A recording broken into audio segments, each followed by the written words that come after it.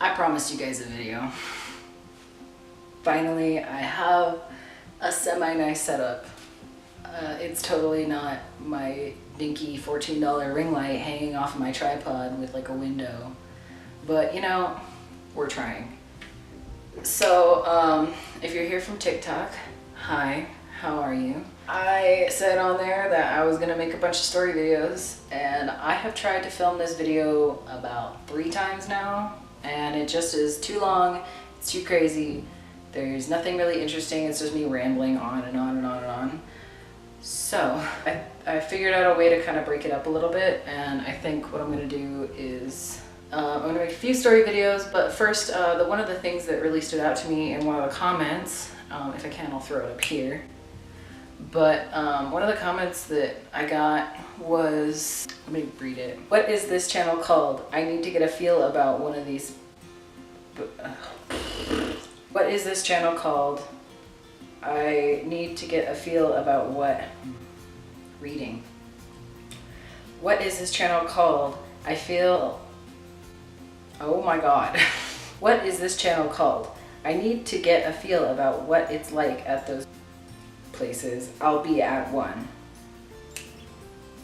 It was tough, but we got through it. That really stood out to me because I realized that there's not a lot of videos out there. I guess maybe there are some, but like what to expect when you actually go to a psych ward. And yeah, it varies between like if you're a minor, if you're an adult, it depends on where you go. Every facility is different, but I have been in a lot of these facilities. When I was 16, I got put into a psych ward, and then I was transferred to a residential treatment center. And then I actually worked in a psych ward when I was 19 up until now, actually. I just quit that job like a month ago. So I feel like I have a decent knowledge of kind of what these places look like in general. And I want to, you know, maybe you're gonna, you know ahead of time that you're gonna go to one of these places, and it's scary, it's terrifying. So I really want to try and give you guys a little bit of a heads up of what that's gonna look like, more or less. So, without further ado, here is 10 things you need to know before going into a psych ward. Number 1, body checks. Nobody likes them. Staff hates them. Obviously patients hate them. It's just all around terrible, but it has to be done because there are a lot of problems with abuse in the psych world. So in order to prevent getting sued, hospitals do a body check. Basically, you strip down naked, not all the way naked, not all facilities make you go there. The first facility that I went to, I had to not get completely naked, but pretty much naked, and put on a hospital gown.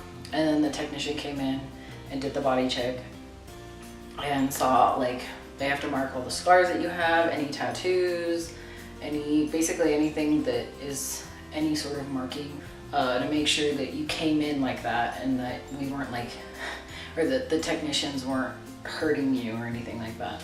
But try to be compliant with it, because as soon as it's over, it's over. And if I can do it with immense amounts of dysphoria, then I think you can too. Number 2, every hospital does this differently. Some places do it kind of secretly behind your back. A lot of, like, the place that I went to when I was still a minor, they went through your stuff before you actually got it. But the one that I worked at, they came in, they brought their stuff in, and then we had to take it from them, go through it with, you know, gloves and stuff like that, and then we had to give them back what they could have. Some places have a limit on how many pairs of clothes that you can have. Other places don't care. Most of them do care though, because if anything gets stolen, then they can be sued, and they don't want that to happen. And that's why they log all your stuff. Definitely can't have shoestrings. You can't have hoodie strings. If you have a hoodie that you bring in, you have to take it out, or you can a lot of times put it in storage so that you can keep it nice. Same with the shoes, but a lot of places require you to either have hospital socks or some form so you don't slip. What? Just because you want to come in here doesn't mean you get to.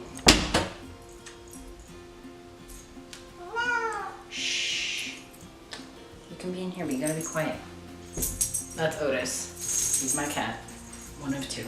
I feel like this is an obvious thing, but you can't have razors. And most places don't allow you to have your own hygiene products. So if you bring in like shampoo, conditioner that you regularly use, a lot of times you're not allowed to have it. And I think, I'm not really sure why they do that, but I think it's mostly so if someone tries to sneak drugs in, then they won't have access to them. Number 3, roommates. My facility when I was younger did not have roommate system, but a lot of places do have roommates, and it is just something that happens. The place that I worked at, there were 2 beds per room, and when I was in the residential treatment center, there were 3 other beds in one room. So roommates can be weird. They really depend on it's kind of just a luck of the draw kind of thing. You might get a roommate that you really like and you end up becoming friends with later, or you might end up getting one that is awful and pees on the floor for no reason and it stinks. And sometimes, you know, the workers try their best to clean up stuff, but sometimes it just doesn't work. If you go there, go in expecting a roommate, and if you don't have one, yay. Which leads me to what number are we on? Number 4. A lot of places are different. Some places only take certain types of patients, others take everybody. That's how my unit was. And you're gonna meet all kinds of people there. You're gonna meet people that are depressed and that's their only issue and they're there for a couple of days. And then you'll meet people who are severely schizophrenic or psychoaffective or whatever, you know, schizoaffective. It really just depends on what kind of place you're going to, and you're gonna have to deal with some of the weirdest people you'll ever meet. And that's okay, because it definitely leads for some great stories, but you are gonna get people that try to fight the staff and try to hurt other people. You're gonna get people that have no idea what they're doing because they're just so catatonic, and they can't process. Their minds are so full of things that they're experiencing that they can't even try to focus on what's going on outside of their brain, which is very scary. It's gonna be a weird mixing pot, but try to, you know, stick to yourself and stick to your program, and then you'll get out of there as fast as you can and can go on with your normal life. Number 5, meals. This is something that a lot of people, a lot of places do really differently.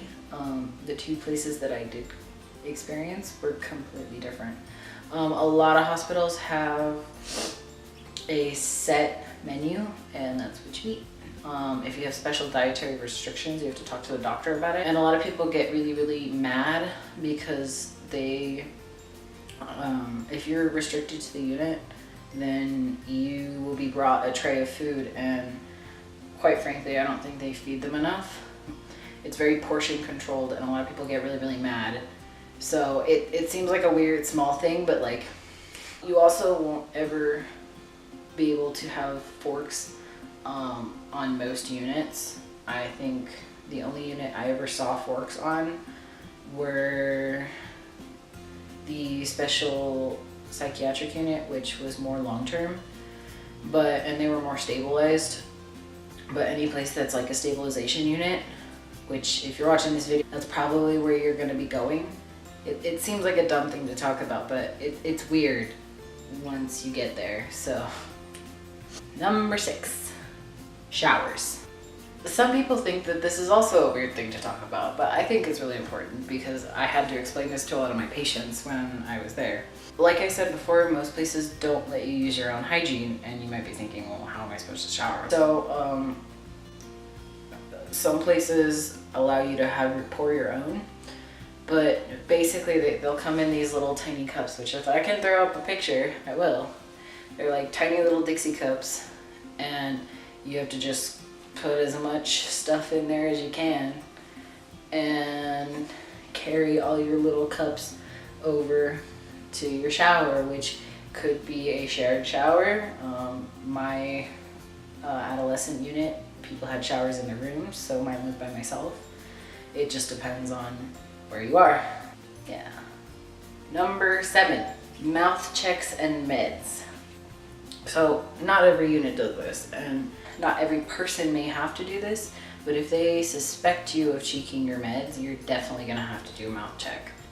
When I was in the residential treatment center, our mouth check was 1, 2, 3. And we got really, really good at it because we were just going 1, 2, 3.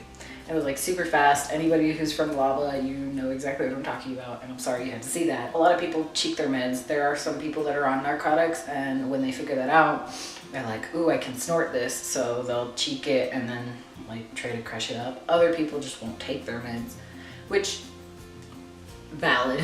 But if you have a nurse come up to you and ask you to do a mouth check, don't be too weirded out, because sometimes that happens. Number 8, fights. So being in that kind of unit, it's almost impossible to not have some sort of physical conflict.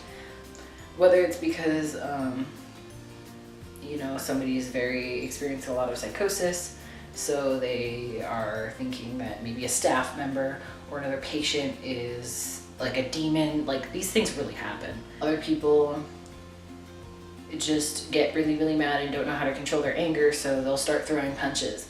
And when that happens, it's really, really nerve-wracking. And especially as a staff member, you're the one that's expected to step in, not the patients. So if you are a patient there, cannot stress this enough, do not step in. You make it a safety issue for yourself, you're a safety issue for the staff member, and the patient that's causing the ruckus. So please, whatever you do, do not step in. And if you feel like you want to hit somebody, if you feel like you are agitated, you're angry, you don't know what to do, it's hard to control yourself in that moment, I know, but if you can, just talk to one of the staff members, maybe ask them if you can go into the seclusion room. A lot of places have what's called a quiet time, where you can go into that room and it's a padded room, but they won't close the door, so you're able to leave whenever you want. And you can yell, you can scream, you can hit things, you can kind of just let out some of that energy that is making you angry, so that you can calm down enough to talk about it. And always be verbal with your staff. Let them know how you're feeling. If you're feeling like, dude, I am not able to handle this bitch talking to herself for like the next 3 hours, and you're not able to go to your room, you can't escape it, talk to your staff. A lot of times, especially if it's somebody that is talking to themselves, there's not a lot that we can do other than try and give you some quiet time. Everybody's trying their best. So, number 9, therapy groups. A lot of places have activities that you can go to. I remember the facility I had yoga. They had like a song class. They had a group at the end of the day where you could talk about stuff, talk about DBT things, which is something I can get into another time. And even the one I worked at, like, people were able to go off the unit if they had approval from the doctor, and they could go and do leisure activities, which were like board games and coloring. Sometimes they could watch TV. They could also go to the gym a lot of the time. But at least you can get a little bit of a break off the unit, which is really, really nice. Especially, you know, you're stuck there with all these people for so long. Like, get me out of here is a thought I usually had. Number 10, doctors. You're gonna meet a lot of doctors, you're gonna meet a lot of nurses, you're gonna meet a lot of techs. Try to treat them with the most amount of respect that you can, and they will help you out. if you're gonna be rude to them and be like, well, fuck you guys, I'm gonna do whatever I want, you're not gonna get any help from anybody. No one's gonna like you. No one's gonna wanna help you out. Legally, we will, but no one's gonna go out of their way for you. And when you're in a facility like that, it can mean the world. Like, I had a nurse who I was able to talk to and I got really close to, and on my birthday that I spent there, she gave me a little stuffed rat. And like, it's so quote unquote insignificant, but it meant so much to me, like in the moment. So you're gonna meet techs and people that you don't like. You're gonna meet techs and doctors that you don't like. Try to work with them. And I know how difficult that is, especially when you feel like you're not being treated like a person. And if they're not, then you need to say something to somebody else that you trust, because abuse is an issue in the psych world. And if you feel like you're being abused, you need to talk to somebody. Don't just be quiet. Don't just let it happen because they're the people in charge. No, not okay. Talk to somebody, because otherwise you're just gonna be upset, you're gonna be scarred for life, and there's gonna be no repercussions for that person that hurt you, and they might do it to somebody else. And that's not okay. I've seen a lot of doctors who are maybe a little short and maybe a little bit not so great, but most doctors that I've met really care about their patients and they're there for a reason. So if you're having a problem, if you feel like you need to change your meds, if you feel like you want to input on your treatment plan, when you go in to see the doctor, tell them. Don't keep things from the doctor, because ultimately they're there to help you. And if you don't talk to them, then they don't know how to help you.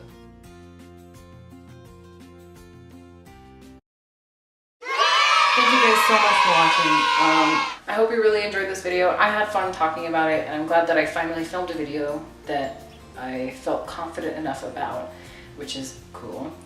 I'm gonna try and do some more videos about psych stuff. I'm obviously gonna do some makeup stuff. If you know me from that side of my world, then obviously I'm gonna be putting out some makeup tutorials and stuff like that. But since this is the first video in like over a year, let's kick it off. Leave a comment down below. Let me know your psych stories. If you have any questions, you're always able to talk to me. Anyone is always able to leave a comment down below. You can DM me if you really need to, or if you don't feel like sharing your question out loud. I'm always available for you guys, and I will try and answer as many of those as I can. Also, leave a like, because I'm a needy bitch, and I like the attention. So I hope you guys have an amazing day, and I will see you on the morrow. Bye.